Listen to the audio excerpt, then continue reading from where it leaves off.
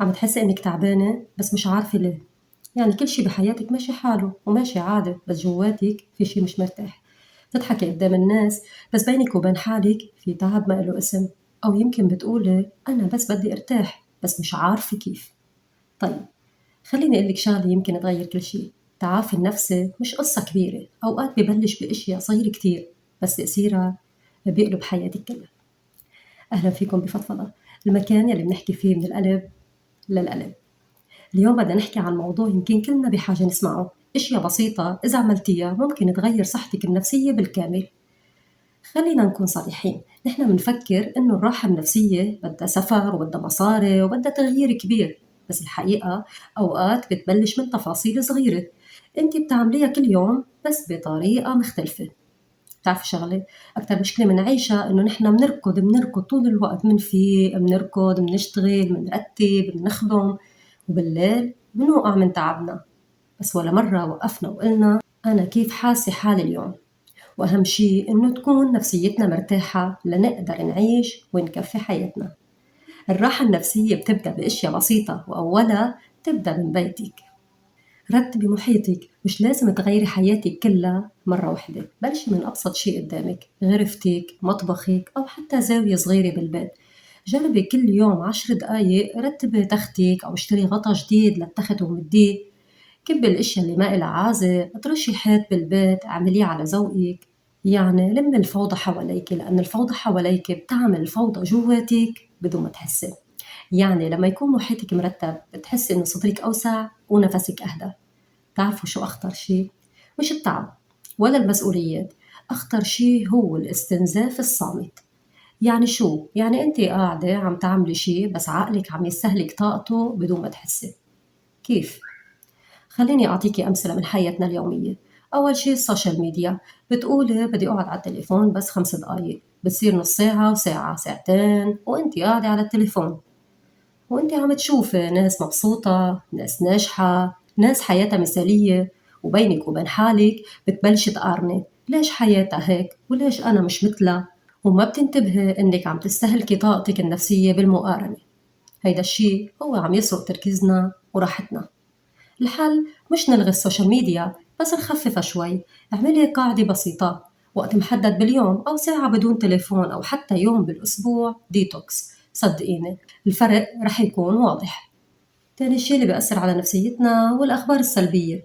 تفتح الأخبار حروب مشاكل دمار كوارث، قصص بتخوف، بتقولي بس أنا عم تابع، بس الحقيقة أنت عم تعيشي هيدي المشاعر كلها، الخوف القلق التوتر بدون ما تحسي، كأنه صايرين جزء من حياتك. بكتاب فاكتفولنس لهانز روزلينج بيشرح إنه دماغنا بيركز أكتر على الأخبار السلبية، وبيخلينا نحس إنه العالم أسوأ بكتير مما هو عليه. الحل، حددي وقت قصير للأخبار، أو حتى خففيها كتير، اختاري شو بتتابعي، مش كل شي لازم تفوتيه على عقلك.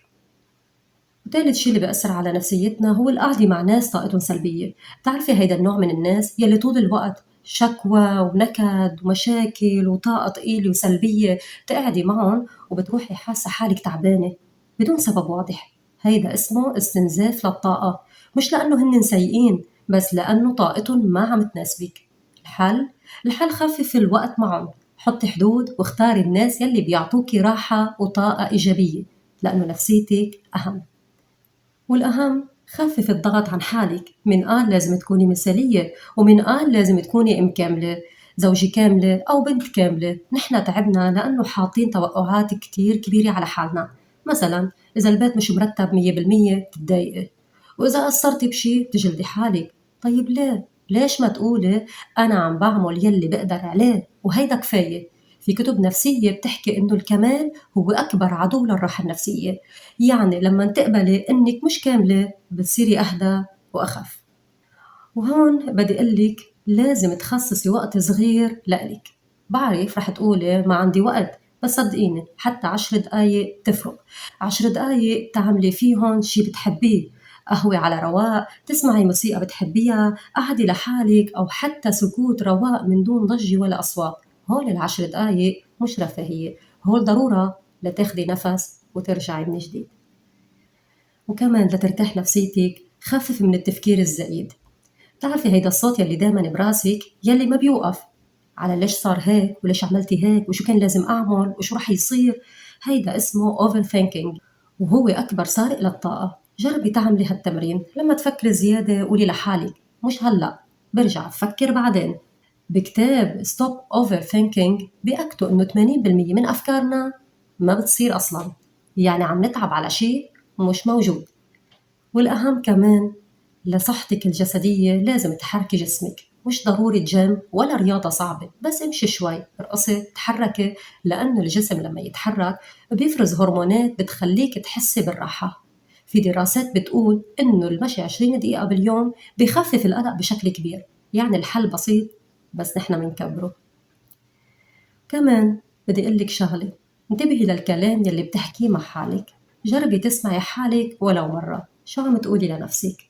هل عم بتقولي لحالك أنا فاشلة؟ أنا ما بنجح؟ أنا دايما بغلط؟ هيدا الكلام الجواني اللي بينبع منا هو بيأثر على نفسيتك وبيدمرك من جوا. جربي تبدليه بأنا عم بتعلم، أنا عم بحاول، وأنا بكفي، وأنا بقدر. إذا حسيتي إنه هيدا الكلام عم يصفيك، اعملي لايك واشتركي بالقناة، وشاركي هيدا الفيديو مع حدا يمكن يكون بحاجة يسمعه. خلينا نكبر هيدي المساحة ونساعد بعض. وهلأ بدي أقولك شغلة كتير مهمة لترتاحي نفسيا: قلل المقارنات. أكبر غلطة إنك تقارني حالك بغيرك.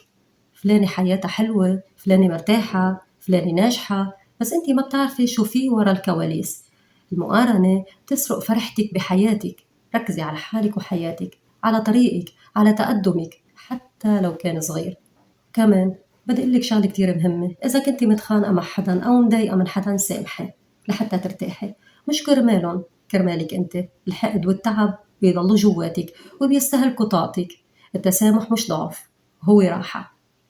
وهلأ بالآخر بدي أقول لك أهم شي اعتني بحالك ونامي منيح. قلة النوم بتخلي كل شي أصعب، بتصيري عصبية زيادة، حساسة زيادة، تعبانة نفسيا أكتر. جسمك بحاجة لراحة وعقلك كمان. وبدي أقول لك شغلة: مش لازم تكوني دايما قوية ولا دايما مبسوطة. إذا زعلانة زعلي، وإذا تعبانة ارتاحي شوي. المشاعر مش عدو، هي رسالة من جسمك تيقلك شو بده وشو اللي بيريحه. وبالنهاية، التعافي النفسي مش يوم وليلة ولا خطوة وحدة، هو رحلة، خطوة صغيرة ورا خطوة صغيرة. يمكن اليوم تعملي شغلة وحدة بس من هون، بس صدقيني هيدي الشغلة ممكن تكون بداية تغيير كبير. خففي عن حالك، انت مش لازم تكوني كاملة، انت بس لازم تكوني انت. حياة حلوة، حبي حالك وعيشي حياتك بحب وأمل. وهلأ بدي أسألك بصراحة: أي شغلة من هول حسيتي إنك بحاجة تبدأي فيها من اليوم؟ ناطرتكم بالتعليقات. خلينا نحكي ونفضفض سوا. كان معكم مروة، بشوفكن الحلقة الجاية.